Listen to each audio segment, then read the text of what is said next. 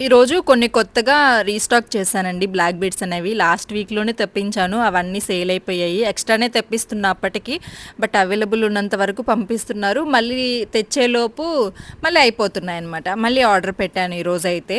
So, ఇంకా ఇవే అనమాట మన దగ్గర బాగా ట్రెండ్ అయినవి.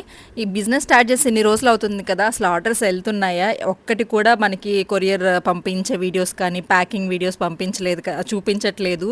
వీళ్ళ దగ్గర మనీ వేయొచ్చా? మన ప్రొడక్ట్స్ తీసుకోవచ్చా? అని చెప్పి కొంతమంది అనుకోవచ్చు కదా! సో, ఈరోజైతే మీకు క్లియర్‌గా పార్సెల్స్ అయితే చూపిస్తానండి.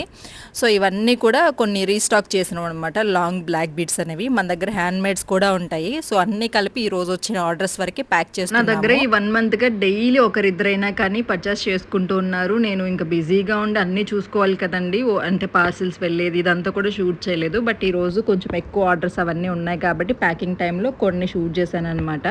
సో, హ్యాపీగా మీరైతే పర్చేస్ చేసుకోవచ్చు. అండ్ ప్యాకింగ్‌ని నేను ఇంకొంచెం ఇంప్రూవ్ చేసుకుంటానండి. స్టార్టింగ్ కదా! ఇవన్నీ కూడా ఫ్యాన్సీ ఐటెమ్ అంటే లాంగ్ బ్లాక్ బీడ్స్‌లో తీసుకున్నారనమాట. కొన్నొచ్చేసి హ్యాండ్‌మేడ్ ఐటెమ్ తీసుకున్నారు.